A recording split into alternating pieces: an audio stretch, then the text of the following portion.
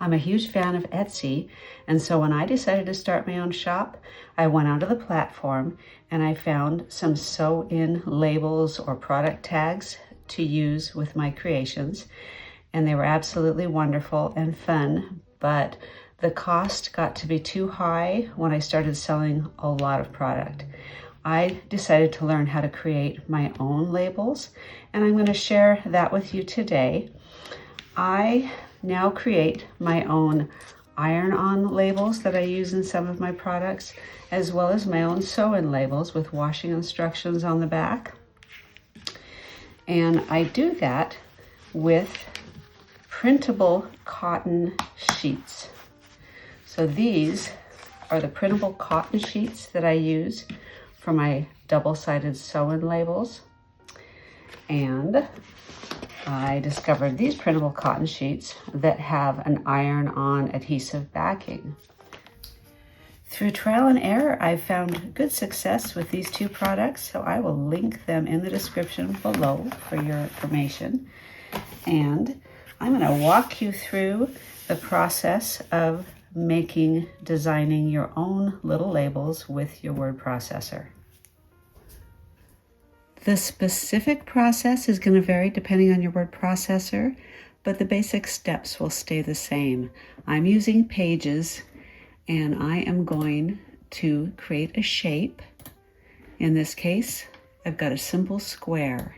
I've already done the math to figure out how large I want my label, to factor in the fold and the seam allowance on both the top and bottom edge of that fold.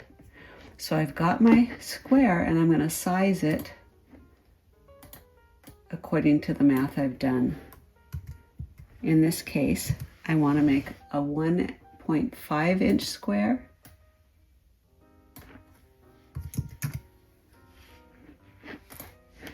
And I want that to be a blank canvas. So I'm going to style it with a white background.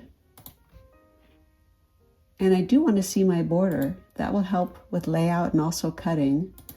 So I'm going to create the border with a very faint gray line that's subtle enough that my lines won't show after I've cut my labels out, but it allows me to lay things out effectively and to have cut lines to follow. Once I have my square created, I'm going to go ahead and populate it with the text and graphics for my label. In this case, I'm going to use a text box and pick a font that I like and type my text.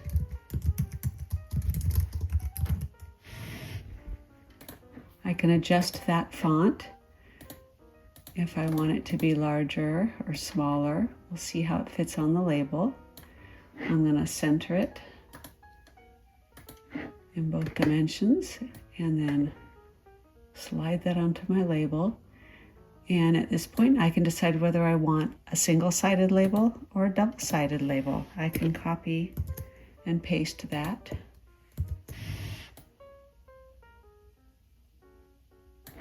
For both sides of my label.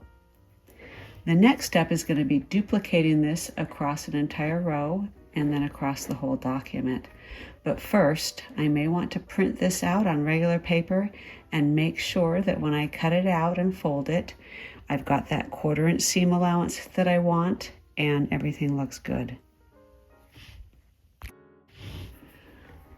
Once I've confirmed that everything looks good and I've duplicated my square across my entire document, I'm ready to print it out.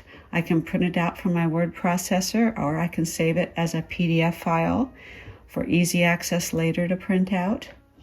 And the setting I want to be careful with when I print it is that it's printing an actual size, and this is coordinates size-wise with the paper that we're printing it on. We're printing it on a paper-backed cotton that's 8.5 by 11 inches. I also want to make sure that the print quality is best. I like the best print quality because it gives nice, crisp text and it will endure through more washings. You can follow the same process to create iron-on labels, though it's just a little bit simpler because you don't need to factor in your fold or your seam allowances. These two types of printable cotton have some similarities and some differences.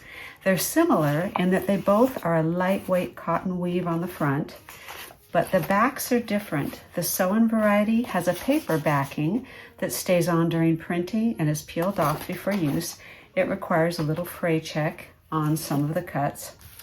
And the iron-on variety has a shiny adhesive backing that allows you to iron it onto your project. It doesn't require any fray checking, and there's no folding involved either. So this is a little bit easier. You print on this stock, cut it out, use it in your projects. Today, I'm going to print on to the sew-in variety so that I can show you those extra steps. After printing the sheet of labels, I like to let it dry for about a half hour just to make sure that that ink has set. And then I follow along all of the vertical cut lines with a little bit of fray check. I don't worry about the horizontal cut lines because those are going to be sewn into the seam.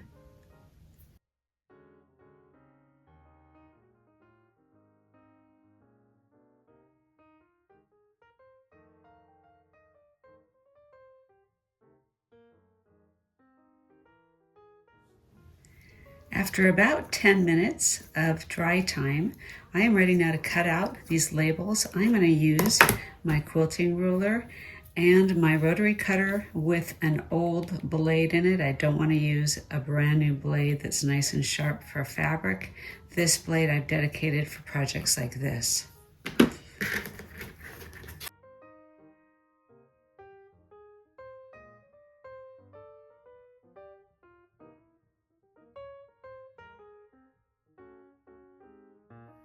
With all the labels cut out, it's now time to peel off the paper backings and fold them in half and press them.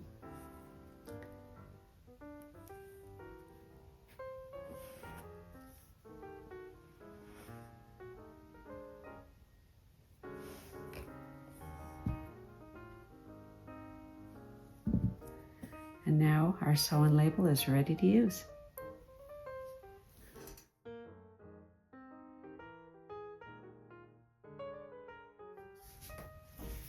To give you an idea of what these cute labels look like sewn into your creations, I went ahead and made up 2 mini drawstring baskets.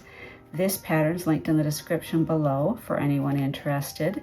These I made up for Valentine's gifts. I've got the single-sided stitched with love label on this, and the way I've got it folded over to the side, it looks absolutely adorable. Filled it with some chocolate truffles, and that is perfect and ready to give. The second one, I used the double-sided tag. I love the way it sticks out so cute, and you can see the text on both sides. Filled that one with sewing clips. I hope that you have fun creating some of your own tags for your creations. And I just, as a bonus, went ahead and put in the description below the free links to these PDF files that I created today for these tags. You've got both the single-sided and double-sided there. If you have any questions or suggestions, please drop them in the comments below. And I hope you have some fun creating. Until next time, happy sewing.